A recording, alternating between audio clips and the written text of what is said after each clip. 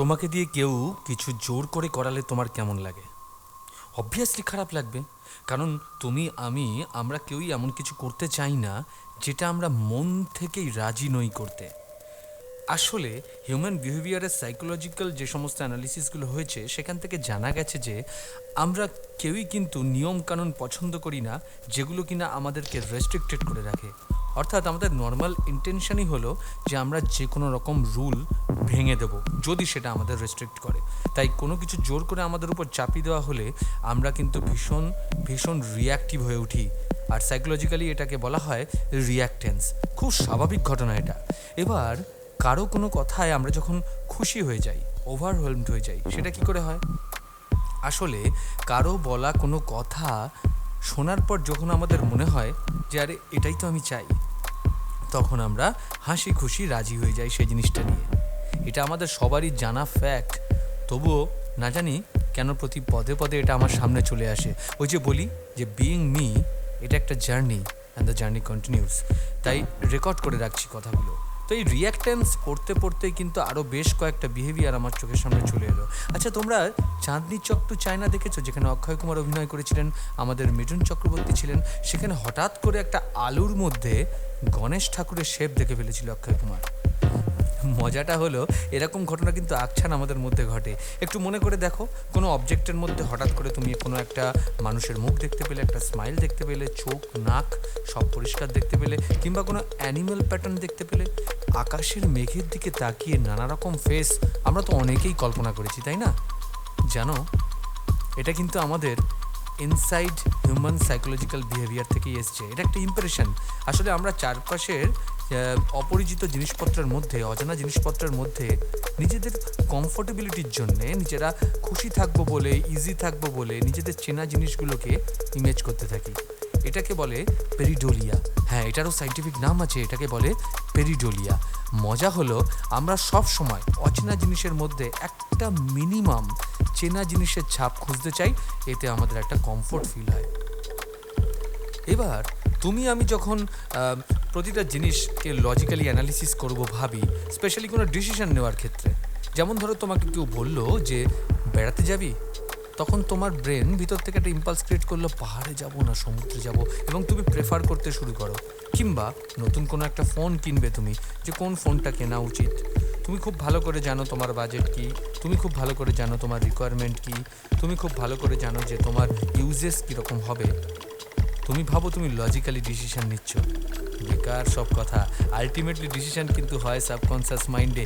তুমি দেখবে ফোন কেনার সময় যতই তোমার কাছে লজিক্যাল ইনফরমেশনস থাকুক যে অ্যাজ পার ইউজেস আমার এই মডেল কেনা উচিত, বাজেট অনুযায়ী এটা কেনা উচিত, কিন্তু ধীরে ধীরে ভিতর থেকে একটা স্টিমুলেশন কিন্তু কাজ করতে থাকবে যে এখন ট্রেন্ডিং কী আছে, নতুন কী আছে, আশপাশে বন্ধু বান্ধবের মধ্যে এই ফোনটা দেখেছি ভাই, ওইটাই আমাকে কিনতে হবে। এই যে ভিতর থেকে আর্টসটা তৈরি হয় না, এটা কিন্তু সাবকনসিয়াস মাইন্ড তৈরি করে। তাই ভেবো না তুমি সমস্ত ডিসিশন লজিক্যালি নাও, বেকার বলা হবে।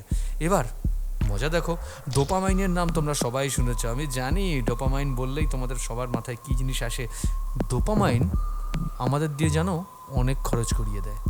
কীরকমভাবে? আসলে ডোপামাইন যখন সিক্রেট করতে থাকে আমরা তো feel good, always feel good. ঠিক সেই সময় আমরা রিস্ক নিতে চাই, নতুন নতুন জিনিস ট্রাই করতে চাই, এবং তখন আমরা খরচও করে ফেলি অনেক। আবার উল্টো দিকে দেখো, যখন তুমি স্যাড থাকো তখন তুমি খুব বেশি জিনিসের উপর ভরসাই করো না। স্যাডিস্ট পিপল সবসময় ব্র্যান্ডের দিকে ঝোঁকে। এই যে কথায় কথায় ব্র্যান্ডেড জিনিস কিনবো, আসলে রিস্ক না নেওয়ার ইচ্ছা।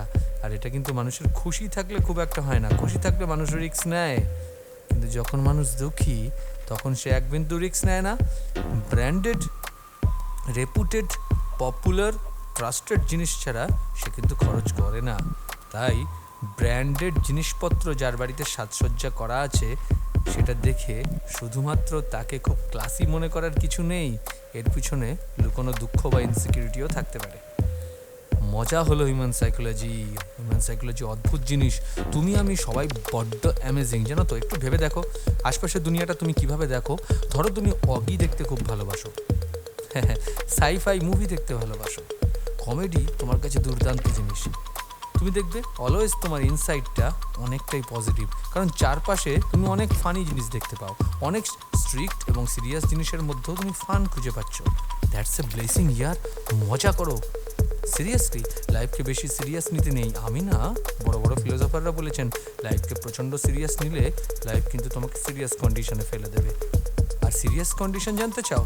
আরে পশ্চিমবঙ্গের যে কোনো বাড়িতে যাও, দেখো সারাদিন হয় নিউজ চলছে, নয়তো সাস বহুওয়ালা সিরিয়াল চলছে, এবং সেখানে শুধুমাত্র কী দেখানো হচ্ছে? টেনশন টেনশন টেনশন, ষড়যন্ত্র। সবাই সবার এগেনস্টে কথা বলছে, আড়ালে কথা বলছে, সবাই সবাইকে ফাঁসানোর চেষ্টা করছে। এটা হচ্ছে ওভার এস্টিমেশন অফ ক্রাইম। যত আমরা এই জিনিসগুলো দেখব, বাইরের দুনিয়াটা তত বেশি ক্রিটিক্যাল মনে হবে, তত বেশি কঠিন মনে হবে আমাদের। এর থেকে অগি দেখার ঢের ভালো স্পোর্টস, কমেডি, কার্টুনস আমাদের কিন্তু অনেক হেলদি রাখে সাইকোলজিক্যালি।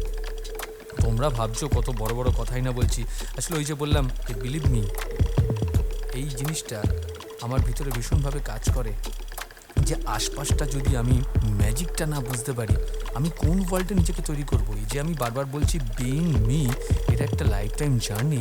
এই জার্নিটা তো আমি এনজয় করতে চাই। একটা মানুষ তার লাইফে কতগুলো সোশ্যাল স্টেবল রিলেশনশিপ তৈরি করতে পারে জানো তোমরা? পড়তে পড়তে জানতে পারলাম ম্যাক্সিমাম 150। আর দেখো, এর পিছনে লজিক্যাল ইনফরমেশন আছে। সায়েন্টিস্টরা বিভিন্ন অ্যানিমেলসদের ব্রেনের স্ট্রাকচার এবং তাদের সোশ্যাল স্টেবল রিলেশনশিপের সাইজ, এই দুটোকে কিন্তু একটা খুব ক্লোজ কম্প্যারিজন করে দেখেছেন যে দে আর রিলেটেড টু ইচ আদার। এবং সেখান থেকে আমাদের অ্যানসিস্টাররা, তারা যেভাবে বসবাস করতেন অল্প সংখ্যক গোষ্ঠীর মধ্যে, এবং তারা ভীষণভাবে ক্লোজলি ইন্টার রিলেটেড, তারা সবাই সবাইকে সিকিউরিটি, খাবার দাবার, বেসিক নিড হেল্প করতেন। এই জিনিসটাই কিন্তু আমাদের মধ্যে এখনও ফ্লো হচ্ছে। তাই 100 থেকে 150 এর বেশি লোকের সাথে কিন্তু আমরা ক্লোজলি রিলেটেড হতে পারি না, ন্যারো মাইন্ডেড হয়ে যাচ্ছি বোধহয়। তো যাই হোক, এই প্রতিটা জিনিস ভালোভাবে নোটিশ করার পরে আমাদের সার্কামস্ট্যান্সেস, আমাদের চারপাশে এনভায়রনমেন্টের এই অ্যামেজিং ব্যাপারটা আমার মধ্যে চলে এসেছে। আর এটা তোমাদের সাথে শেয়ার না করে পারলাম না। আসলে বাকিটা কিন্তু খুব বোরিং। এই বোরিং ব্যাপার থেকে যদি বেরিয়ে আসতে না পারি, তাহলে কিন্তু এই জার্নি কন্টিনিউস ব্যাপারটা এনজয় করতে পারবো না। আর উইদাউট এনজয়মেন্ট সুপুরি চিবিয়ে যাও, এক বিন্দু রস পাবে না। তাহলে আজকের মতো যেটা শিখলাম, এভরিথিং ইজ অ্যামেজিং, শুধু দেখবার সেই দৃষ্টিভঙ্গি, সেই নজরিয়া, সেই আইসাইটটা দরকার।